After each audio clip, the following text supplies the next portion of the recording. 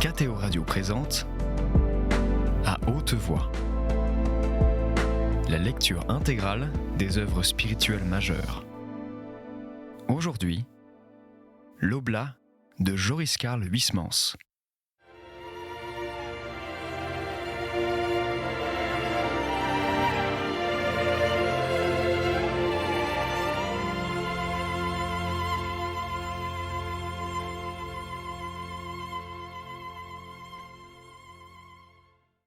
Il n'en est pas moins vrai que les vêpres n'ont point ce caractère bien tranché de la prière du soir, si particulier dans l'office, admirable celui-là des complis. Il est fort possible que Don Cabrol ait raison lorsqu'il énonce dans son livre la prière antique que les psaumes des vêpres, dont les numéros se succèdent aux psautiers, ont été pris, sans souci du sens et de l'application à la suite. Ces interprétations ne paraissent pas vous satisfaire. Mais notre ami, je n'en sais rien. Il me semble au moins, selon ma petite jugeote, que vous cherchez midi à 14 heures. N'est-ce pas plus simple ? Le premier psaume figure notre Seigneur, auquel plus personnellement il s'adresse. Le Beatus Vir s'applique au juste, à Saint Joseph, qui est ainsi qualifié tout le long de son office. Le Laudate Pueri qui rappelle par ses expressions même le Magnificat à la Sainte Vierge. Quant au second psaume, au Confitebor, je n'avais pas deviné, mais puisque vous m'attestez qu'il a trait au Saint-Sacrement de l'autel, c'est pour le mieux. Je puis avec ces psaumes prier plus spécialement Jésus en sa personne et sous les espèces eucharistiques, Sainte Marie et Saint Joseph. Je n'en demande pas plus et ne m'inquiète point de savoir si cet office est plus ou moins bien adapté aux besoins des soirs. Autre chose maintenant, nous voici en plein village. Cette boutique d'assez vilaine apparence qui se détache là-bas au fond de la ruelle, c'est celle du boucher où vous achetez la viande. Oui, je dois vous prévenir maintenant que l'on mange ainsi qu'au cloître ici. Le boucher tue un jour un bœuf, soyons plus exacts une vache, un autre jour un mouton, un autre jour un veau. La plus grosse part de ces animaux est naturellement réservée au monastère, qui, en dehors même des hôtes, a 50 bouches à nourrir. Nous devons donc emboîter la filière de la vache, du mouton et du veau servis au cloître. Car vous pensez bien que l'on n'abattra pas une bête exprès pour vous, pour monsieur Lampre et mademoiselle de Garembois. Nous nous repaissons donc tous, religieux et laïcs, de la même pitance, le même jour. Cela ne serait rien, malgré le manque de variété de ces mets, si ce boucher n'égorgeait son bétail la veille au soir ou le matin même où il le débite. Et dame, alors on mastique des choses innommables qui tiennent à la fois du caoutchouc et de la filoselle. La cuisine corrige jusqu'à un certain point les viandes trop fraîches, fit Madame Bavoil. Seulement, il convient en ce cas de dire adieu aux côtelettes grillées et aux beefsteaks saignants. Il est en effet nécessaire de mettre à mijoter pendant des heures dans une casserole ce que, comment appeliez-vous le gigot qui vous déplaisait à Chartres ? De la carne ou de la bidoche, Madame Bavoil ? Ce sont les inélégants synonymes d'une irréductible viande. Madame Bavoil sourit, puis se frappa le front. Voyons, fit-elle. Si mademoiselle de Garembois est si gourmande, elle n'use pas de cette carne dont vous parlez. Alors comment s'arrange-t-elle ? Oh, elle et sa bonne sont constamment à Dijon, d'où elle rapporte des provisions. Eh bien, l'on agira au besoin comme elle. Combien de temps faut-il par le chemin de fer pour s'y rendre ? Une grande demi-heure. Seulement les heures des trains sont incommodes. L'horaire est celui-ci, 6h30, 10h du matin et 2h de l'après-midi. Pour revenir, 6h et 11h du matin, 3 et 6h du soir, et c'est tout. Bien. Et vous allez souvent à Dijon ? Quelquefois. Dijon est une ville charmante, très cordiale et très gaie. Elle a un musée de primitifs, un puits de Moïse fort enviable, des bouts de rue encore curieux, des églises, telles que je les aime, et puis elle possède aussi une très excellente Vierge noire. Ah ! S'exclama Madame Bavoil qui tomba en arrêt.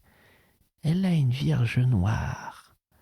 Moi qui hésitais un peu, je vous l'avoue, à quitter Chartres à cause de Notre-Dame de Souterre et du Pilier, Je vais donc les retrouver ici. Mais ce n'est pas une Madone moderne, au moins. » Rassurez-vous, Notre-Dame de l'Apport ou de Bon Espoir date du XIIe siècle, si je ne me trompe. En 1513, elle a sauvé la ville de Dijon que défendait alors Louis de la Trémouille, à la tête de quelques troupes de l'assaut et du pillage des Suisses. En souvenir de cet événement, l'on fit chaque année, le 12 septembre, une procession en son honneur. Il en fut ainsi jusqu'au milieu du XVIIIe siècle. Alors elle cessa, j'ignore pourquoi. Ce qui est certain, en tout cas, c'est que Notre-Dame de Bon Espoir est en grande vénération dans la Bourgogne. Si son histoire détaillée vous intéresse, je vous prêterai un volume qui narre ses miracles. Volume intantiné et mucilagineux d'un abbé Gaudrier qui signe prêtre mépartiste de la paroisse de Notre-Dame. Ils étaient arrivés en bavardant à la maison. La mère Vergonia les y attendait. Durtal présenta l'une à l'autre les deux femmes intérieurement égayées de leur contraste. Madame Bavoil n'avait guère changé. Ses cheveux s'étaient pourtant raréfiés, et ceux qui n'avaient point déserté étaient devenus plus blancs. La face était encore osseuse et chapelurée de son. Le profil s'attestait plus coupant avec l'âge, mais l'œil noir était demeuré le même, fureteur à la fois et placide. Elle tenait toujours de la paysanne et de la vendeuse de cierges dans une église, mais avait toujours aussi ce je ne sais quoi qui l'exauçait dans l'âme, phosphoré par les prières, prenait feu. L'autre s'avérait redondante et maflue, haute en couleur. Elle avait l'œil porcin et des poils de brosse, poivre et sel, plantés sous un nez cuit. La bouche crénelée de dents couleur de rouille était hilare, et pourtant, lorsqu'elle se fermait, mince et pincée, elle était ensemble une rempailleuse pocharde et une terrienne madrée. On pouvait lui faire le tour de l'âme en une seconde à celle-là. Madame Bavoil la vrilla de son œil noir, puis après un sourire qui en disait long, elle lui déclara doucement qu'elle entendait entretenir d'amicales relations avec elle et qu'elle comptait l'employer souvent pour les gros ouvrages, et sur cette assurance, la mine renfrognée de la mère Vergonia se détendit.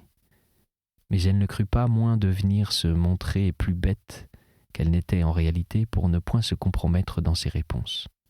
« Alors voyons, » insistait Madame Bavoil, « vous m'affirmez que l'on vend ici chez la femme Catherine du fil et des aiguilles et tous les objets de mercerie. » « Mais ça dépend, ma bonne dame, il y a fil et fil. La Catherine est bien empressée, pour ça vous pouvez consulter, il n'y a qu'une voie. » Madame Bavoil chercha vainement à démêler le sens de cette réplique. N'y parvenant point, elle posa une autre question relative au format du pain usité dans le village.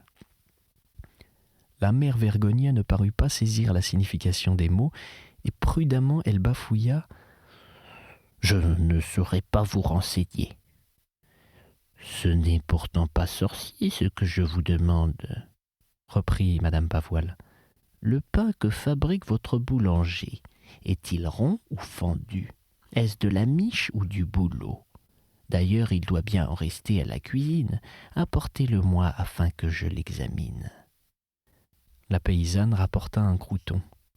« C'est du pain fendu, c'est tout ce que je désirais savoir. »« Peut-être bien, » opina Madame Vergonia. « Ah ça !» s'écria Madame Bavoil lorsqu'elle fut partie. « Est-ce qu'elles sont toutes ainsi au Val des Saints ? » ?»« Non, les autres sont pis. Celle-là est la mieux. Vous voyez par cet exemple s'il est facile d'extirper un non ou un oui à ce monde-là. En vrai, notre ami, le confesseur, doit avoir de l'agrément avec ce genre de paroissienne. Ce qu'elles doivent ruser avec lui et tourner autour du pot. » « Elle ne tourne autour de rien du tout, attendu qu'elle ne se confesse point. »« Comment ? Dans un pays monastique, les habitants ne pratiquent pas. »« Je suis un bon républicain, c'est pourquoi je ne vais pas à la messe, » est une phrase que vous entendrez souvent prononcer ici. Quant aux mœurs des paysans, elles sont tellement ignobles que mieux vaut n'en point parler. Ils ont été pourris par les placiers en politique des villes jusqu'aux os. « Seigneur !» s'exclama Madame Bavoil en joignant les mains. « Où sommes-nous ? Me voilà maintenant obligé de vivre au milieu des compagnons de malheur de l'enfant prodigue ? Car si ce que nous raconte notre ami est exact, ce n'est pas autre chose que ces gens-là. »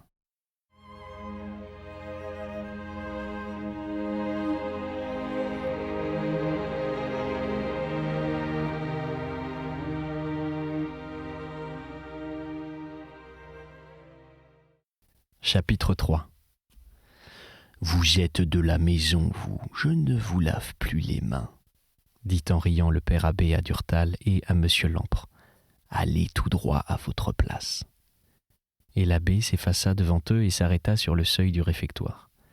Il avait près de lui 2 moines, l'un qui tenait un bassin et une aiguillère d'ancienne faïence, et l'autre une serviette. Un prêtre de passage s'avança. L'abbé prit l'aiguillère et lui versa en signe de bienvenue quelques gouttes d'eau sur les doigts, et le père hôtelier fit signe à cet ecclésiastique de le suivre et le plaça près de Durtal.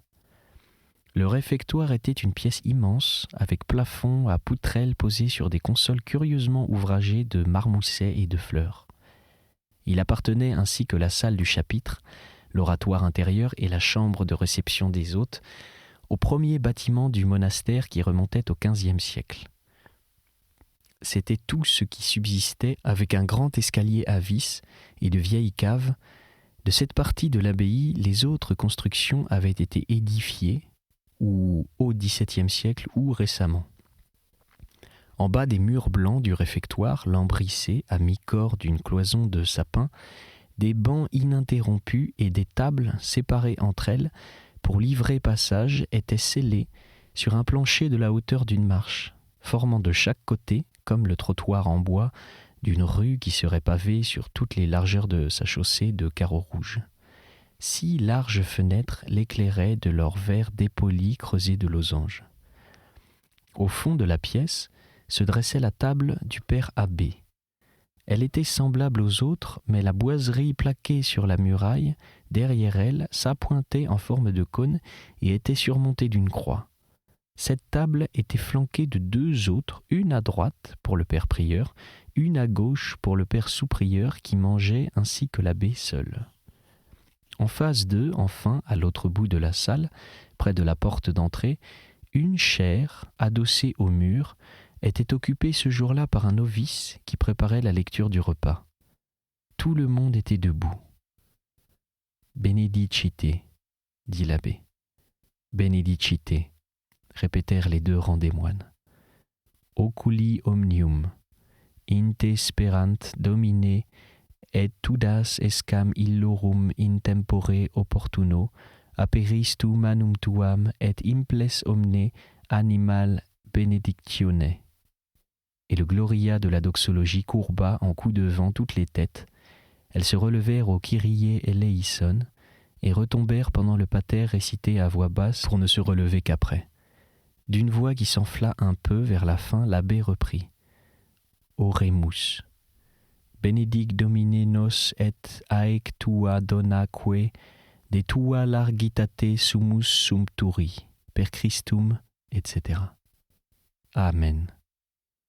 Et dans le silence, la voix fraîche du novice en chair psalmodia sur un ton grave à la fois et joyeux, « Iube Domine benedicere » et l'abbé répondit, « Mense coelestis participes faciat nos rex aeterne gloriae. » Amen, dirent ensemble tous les moines, et ils saisirent et déplièrent leurs serviettes qui contenaient en son rouleau le couteau, la fourchette et la cuillère. La table des hôtes était au milieu de la pièce, en face et près de celle du père abbé, qui la dominait, car elle n'était pas établie ainsi que la sienne sur un rebord de bois, mais à même sur le sol. Elle était séparée par un large espace vide de celle des convers, installée également sur la chaussée, mais à l'autre bout de la pièce, près de la chaire.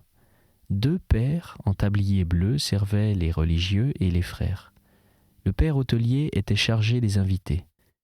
Le dîner des hôtes, car l'on appelait au cloître le déjeuner-dîner et le dîner-souper, était composé d'un bouillon épaissi par des îles réunies de semouilles, d'un bœuf nature, d'un gigot aux haricots, d'une salade durement vinaigrée, d'une crème liquide que l'on buvait avec une cuillère à soupe et d'un peu de fromage. Celui des moines était le même, le gigot et la crème en moins. Les uns buvaient de l'eau rougie et les autres de l'eau. Le silence était de rigueur, chacun mangeait le nez dans son assiette. Et toujours, après avoir psalmodié au dîner quelques passages de la Bible ou au souper, quelques articles de la règle, le lecteur de semaine attaquait une lecture religieuse ou semi-profane, précédée de cette annonce. s'ensuit l'histoire de chapitre temps. Il devait lire d'un ton monotone, voulu, séculairement imposé sans doute pour l'empêcher de plaire à ses auditeurs ou de se faire lui-même valoir, et c'était comme une pluie de mots gris. L'on n'y prêtait guère attention au début, mais quand la première fringale d'appétit était satisfaite, les têtes se renversaient, les reins s'accotaient à la cloison, et si l'histoire était intéressante, on l'écoutait. Elle était malheureusement fort ennuyeuse d'habitude. On avalait des tranches historiques insipides ou, ce qui était pis, des morceaux de vie de saint, écrites dans ce style oléagineux, cher aux catholiques, et parfois alors un sourire courait sur les lèvres des religieux, en entendant pour la 1000e fois des expressions fatiguées de ces regaines. Ceux qui avaient achevé leur repas essuyaient leurs couteaux et leurs couverts qu'ils réenveloppaient après les avoir lavés dans leurs serviettes.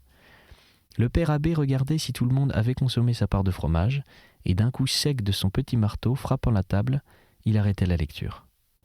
L'hebdomadier interrompu changeait de voix et lançait alors sur un ton modulé et plaintif « Tu autem domine miserere nobis ». Et tous dans un brouhaha de pieds se levaient et répondaient sur le même ton « Deo gratias ».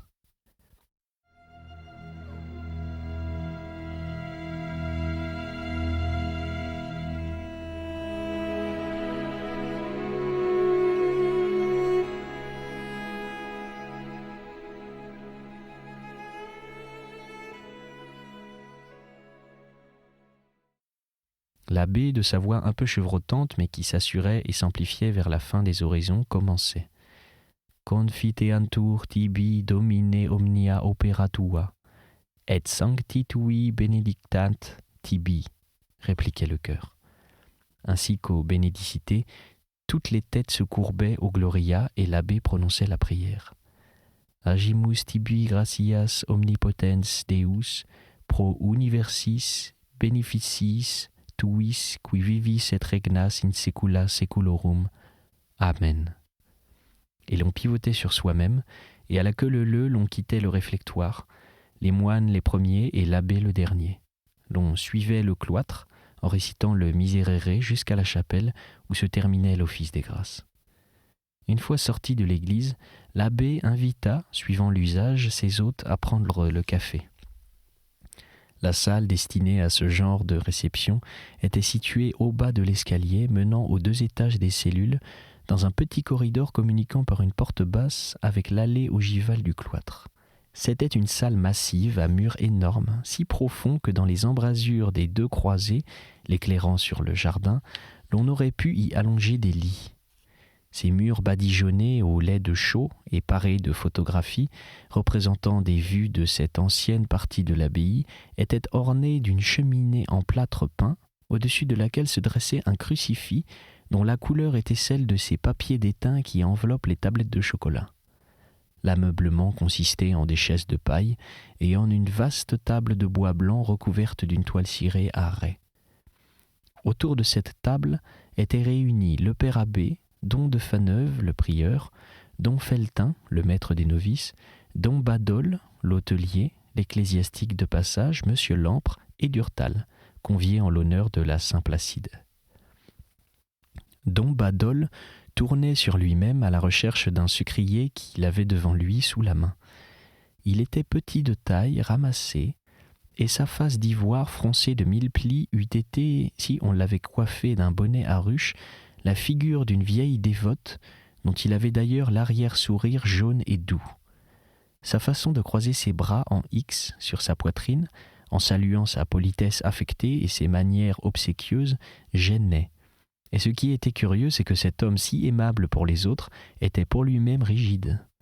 Quand sa journée de causerie et de révérence était finie, il se sanglait de coups de discipline, se reprochant de ne pas savoir garder sa vie intérieure dans cette existence forcément dissipée par le va-et-vient des hôtes. Il n'arrivait pas à concilier les devoirs de sa charge avec son propre recueillement. Et l'on se demandait parfois, en regardant ses yeux colorés de ce bleu clair et froid, presque méchant, des prunelles au repos, des chats de Siam, s'il n'aurait pas volontiers fustigé aussi ces passants qui lui causaient sans le vouloir tant de remords. Il était un moine exemplaire, un prêtre très pieux, mais de compréhension brève et d'intelligence bornée. Après l'avoir essayé dans divers emplois qu'il s'était révélé incapable de remplir, on lui avait délégué la facile mission de soigner les étrangers. Il s'en acquittait assez bien lorsque les autres n'étaient pas plus de 2. Passé ce chiffre, il s'affolait et réclamait une aide. Le prieur contrastait singulièrement avec lui. Don de Fauneuve portait gaillardement ses 70 ans, et la lucidité et la vigueur de son esprit, sa science, célèbre dans le monde des historiens, faisaient de lui la personnalité éminente de cette abbaye. L'été, on venait de toutes les contrées du monde le consulter. On lui soumettait des textes qu'il décortiquait en se jouant. Il épluchait les fautes des copistes, écalait les interpolations, rétablissait le texte primitif en un clin d'œil. Il était d'ailleurs un répertoire, connaissait la bibliothèque du monastère volume par volume. Et en 1 minute, il dénichait un renseignement qu'il eût fallu à tout autre plus de 8 jours pour découvrir. Il restait à notre époque comme l'un des derniers spécimens de cette forte génération de moines que pétrit Don Guéranger. Il avait parcouru les bibliothèques fouillées avec Don Pitra toutes les archives de l'Europe. Mais ce qui valait encore mieux que son incomparable érudition, c'était son ardente bonté. Il était un amoureux d'âme. Il se jetait sur elles, les étreignait passionnément, pleurait de joie à l'idée qu'il avait pu en sauver une. On le disait en riant, mais le mot n'était que juste. Il est la mère grand du cloître, celle à qui l'on va raconter ses peines et qui vous console. Il avait vécu dans plusieurs couvents, il avait été la victime de bien des brigues, et il n'en avait pas moins conservé une âme d'enfant, ne croyant point au mal, aimant réellement ses frères ainsi que le veut la règle, prêt à embrasser sans même l'ombre d'une rancune celui d'entre eux qui l'aurait le mieux desservi. Il sourdait du fond de son être un torrent d'affection qui noyait tout, un besoin de n'admettre que le bien, une sensibilité telle qu'une simple expression affectueuse l'émouvait jusqu'aux larmes. Avec sa bonne grosse tête ronde, ses yeux qui pétillaient dans sa face ridée, il suggérait une impression de robustesse et aussi de malice, mais de douce malice, aimant à rire et se contentant pour s'égayer de peu. Son seul défaut, c'était sa pétulance. Il montait ainsi qu'une soupe au lait, alors qu'il s'apercevait que les religieux n'observaient pas la règle. Il les réprimandait furieusement, frappant du poing la table, puis quand le coupable était parti, il courait après lui, l'embrassait, le suppliait de lui pardonner sa véhémence. Et sa tendresse, son désir de réparer ce qu'il croyait être, dans sa paternelle bonté une avanie, était telle que le délinquant pouvait alors manquer impunément aux observances. Il avait si peur de se refâcher et de contrister son frère qu'il se taisait, rongeant son frein pendant un certain temps. Le père abbé était plus calme, d'une bienveillance plus régulière. Il fermait les yeux sur le travers de chacun et regardait son prieur jouer le rôle de père fouettard, sachant fort bien que les remontrances n'étaient que le prélude des gâteries, aussi souriait-il et des unes et des autres. Lui se bornait, à près de 80 ans, à donner l'exemple. Il descendait, rasé de frais, 1 demi-heure avant tous les siens à l'église, et il y méditait et priait jusqu'aux matines, et les jeunes gens qui avaient un peu mal à s'extraire, l'hiver à 4 heures du matin, du lit, vénéraient ce grand vieillard émacié, un peu voûté, qui ressemblait avec son nez et ses lunettes au cardinal archevêque de Paris, et ils admiraient sa résolution de n'accepter aucun bien-être et aucune de ses aises qu'eussent amplement justifié son âge et les infirmités dont il souffrait. Il y avait au reste beaucoup de finesse sous la bonhomie de cet excellent homme, si prompt à ne jamais sévir.